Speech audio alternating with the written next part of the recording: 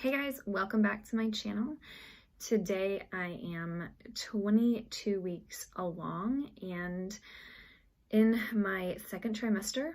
Next week I will be 6 months, so I want to talk about first trimester stuff and the symptoms that I experienced, the misconceptions that I had about being pregnant, and what it's been like so far.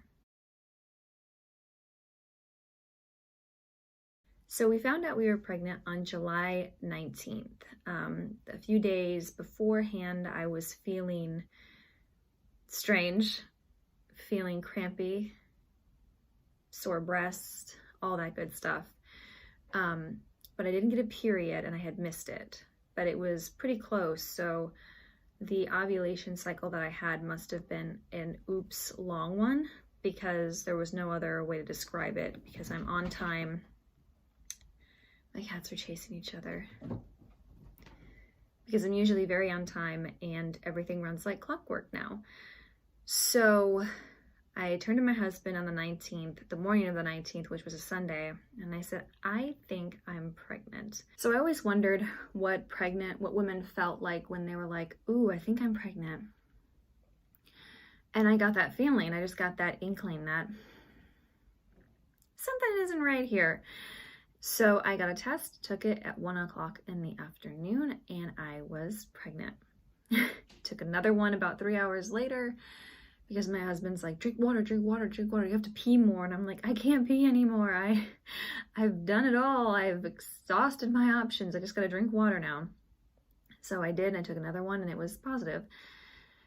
So called my OBGYN, got in the next day and got an HCG test. And it was about 65, and then a day later, so you skip a day, go in the next day. So on Monday, Wednesday, Friday. So Wednesday I went and got blood taken. It doubled, almost tripled. And then from Friday to Monday, it went up even more. So the doctor was like, yep, you're definitely pregnant. Let's come back in about 2.5 weeks. I think it was 3 weeks. 2 weeks I had to wait to go in and get the first sonogram. So when I went in for the first sonogram, my husband was able to come with me. And when we went in for the sonogram, we found out that I was 5 weeks and 6 days. So literally just under 6 weeks. So I call it my 6 weeks. My 6 week sono. And we saw him and we were able to see the heartbeat, get a heartbeat at 5 weeks, and everything looked great, everything looked good. And she said, come back in 4 weeks.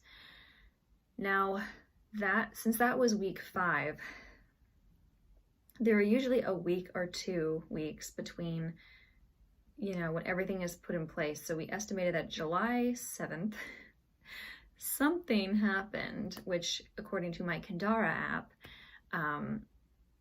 was true. Something did happen on the 7th. So we probably conceived, like, everything was put in place around that time. And from the 7th to the 14th, when I started feeling the implantation cramps, which were pretty intense cramps. I was like, God, I'm gonna have a really good period, but no period. It was implantation cramping. I didn't have any implantation bleeding, and I did about 1.5 weeks on the implantation cramping. My body is extremely sensitive for changes, so I was able to kind of pick up on it right away that these aren't exactly normal cramps. It was more like pain in the stomach area than it was where normal period cramps, reside. And that would make, 14th week 2-ish. So from week 3 to the beginning of 5, I was totally fine. The cramps went away about 1.5 weeks after. When you're in it, you're like, God, are these ever gonna go away? And they do. However, week 5 started morning sickness for me. Now, they call it morning sickness, but it does not just last in the morning. So I'm laying there in the doctor's office for my first sonogram and getting the first exam and everything, and I'm so nauseous. And at this point, we hadn't really figured out the foods to quell my stomach. We soon found out in the 6th week, when it got a little bit more intense, Cheez-Its and chicken nuggets from McDonald's were golden tickets. So if I would wake up in the morning and be hungry or nauseous, or just wake up and just be like, meh, before I even got out of bed, I would reach over to the side of the bed and just pick up my Cheez-Its and eat a handful or two. And usually that was enough to be able to get me settled. I could get up, get my cup of coffee. Oh, and apples, like sliced apples, were another really good stomach calming food for me. So Cheez-Its, apples, and then if it was just a bad day, and you'll have these bad days with the morning sickness where nothing you put in your mouth tastes good and satisfies, those were chicken nugget days for sure. So in the beginning, from weeks about 5 to 7, I had pretty consistent nausea, but it wasn't nausea like, oh my God, I'm gonna be sick. It was very much a hunger nausea. It was if you did not eat at the right time or the right thing, you were gonna pay the price for it. And the fatigue was what got me the most. So I was very fatigued, very nauseous, and my allergies actually got worse. So it can happen during pregnancy where your allergies either get better or worse. So my nose was running, my nose was bleeding more. It was really interesting.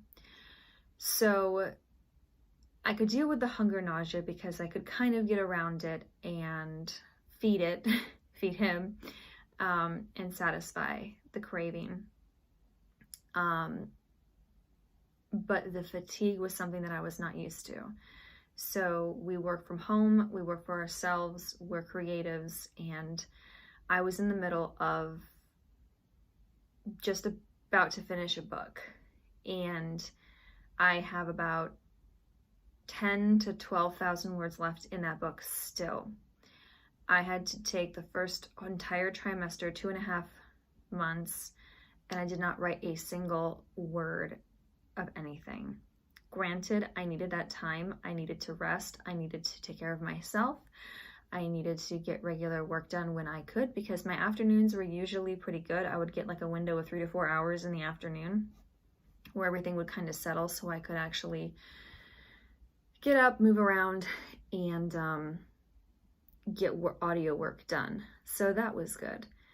However, the creativity and the writing was just not there, which was really crappy for me because I was on a roll. This was my 3rd book of the year that I was on. It was the 3rd book I was on. I just finished a novella. Well, not yet. I was on my 3rd book of the year. I was about to start a novella with a girlfriend of mine, which has been pushed to release to next year. And I was planning, after this book was done, I was moving on to the 3rd. So hopefully I'll be able to get 5 to 6 books out this year, written, to put out for next year. And it set me back. However, I'm still on track to get the first 3 books in a new series done. I have a novella that's already completely ready to go for 2021 for Christmas time. And I also have a regular novel that I'm going to go back through and rehash a little bit more and try to pitch it to a traditional publisher. So I have options. It wasn't a complete loss, and I'm in the middle of NaNoWriMo right now, and I am over halfway done, but we'll see if I win Nano, because this is the 3rd book and we have 1 month left in December. So it really my creativity really took a hit. From the middle of week 7 to about 10, I was good. All of a sudden, the nausea went away. I was learning to deal with it. I had a little bit of energy, was still fatigued really, really badly. And I was like, oh, that's it. This is it. This is great. This is fantastic. I think it's over. And in this time frame, I'd only gotten sick 4 times. Like, I'd only thrown up 4 times. One time was because I ate something that did not agree with me, and it was in the afternoon, so I didn't really count it. And the other 3 times were in the morning, you know, like, I didn't want that. So I got off pretty easy, comparatively. So in my mind, I'm like, I'm pretty sure this is a boy. I think it's a boy, because all my girlfriends who have had girls were so sick with morning sickness and throwing up and not being able to really do much.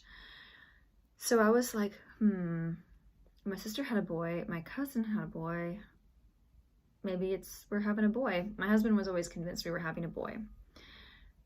Then weeks 11 to like 13 hit, and that's going into like the transition to like the last month before you go into the second trimester. And the nausea and the hunger nausea and the super fatigue came back. So much fun. In this time frame, I had no pain, no discomfort, nothing bad, really. So at the 12-week scan, you know, everything was fantastic, everything was great, and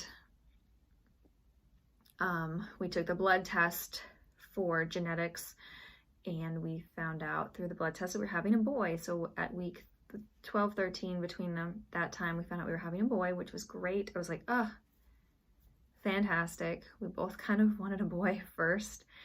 And yeah, first trimester closed, and going into the second trimester, which I'll talk about in a different video, the energy levels picked up and the nausea just went away. It was like the hunger nausea went away, and it was just like, oh, okay, I can get back to normal. Some things that I didn't expect the amount of fatigue that came with it. I know you're growing a human. I know you're, you know, a lot of your blood supply, a lot of your energy is going toward making this person. But I have had chronic mono, I have had pneumonia, I have had some decent health ups and downs in my time, and I thought I knew fatigue, and this fatigue was nothing that I had ever known or experienced in my life. It was like body heavy fatigue. And when your allergies wasn't expecting my allergies to get worse. Like, that was something I was not aware of that could happen in pregnancy. So right around this time, ragweed in August and September and October, we get really bad ragweed down here in Texas. And my nose was running, my sinuses were clogged, my throat was sore, sometimes scratchy from a postnasal drip. And I'm, you know, and you're in the middle of a pandemic. So you're thinking, what is this? Because you're fatigued, because you're pregnant. It was just a really confusing time that was, I think, exacerbated by the pandemic, you know, wondering, is this really just exacerbated allergies, or is this like the coronavirus? So we got through that. I still have a really decent amount of allergies because, again, the weather down here cannot decide what it wants to do, and it is almost December now. Another thing that I wasn't aware of for the first trimester was that morning sickness doesn't last. I had an idea that morning sickness can come on any time of day, but I didn't know that it could last the entire day and not give up. So that was fun. When I had my bad days, it was just not getting out of bed.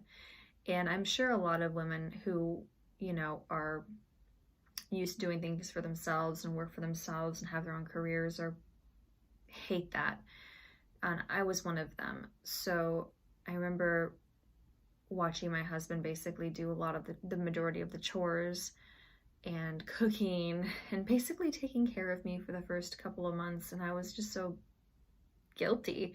I was like, I'm so sorry, you know. And he's like, hey, when the baby gets here, we're not going to get a break. You're not going to get a break. Let me do this for you. And you need to understand that you're growing up human. Give yourself some grace, girl, because you're doing a thing. So that helped me feel better. But I have a really good support, so that was fantastic. We weren't preventing, but we weren't trying. It just was something that came about organically and happened, which I'm very thankful for, because conception and miscarrying run in my family. So I wasn't sure how, when we started to try to have kids, how it was going to go. But now I'm 22 weeks. I am about to be 6 months on December 1st. So we are closing the gap. We are getting there. And we're moving in December, at the end of December. But no worries, I'm not lifting anything heavy. I'm packing things and I am unpacking things. My friends are coming over to help us move. We're all going to be masked. The people that we have coming over to help us, we trust. We've actually seen them individually off and on throughout the entirety of this year, keeping us, keeping as safe, as socially distanced and masked as possible. But it's nice to still see people. And it's been nice enough here in Texas that we can be outside the majority of the time. So yeah, it's been crazy. The first trimester is over and done with and in the books. I will make another video on second trimester, which I'm in right now.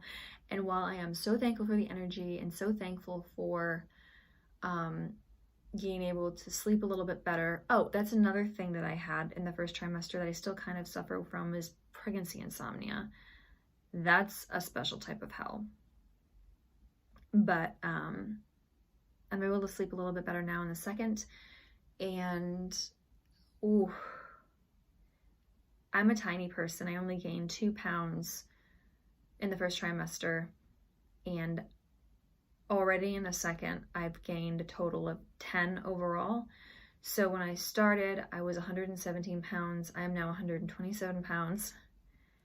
And I've gained 2 of those in the first trimester. And so far, 8 has been in, well, 2 in the first, 8 in the second. And I know that he's growing. I'm going to keep gaining because he's growing. So my body is being put through the ringer. But I will talk about that in another video. So I hope you guys enjoyed this. Everything is going great, and I will see you guys later. One love.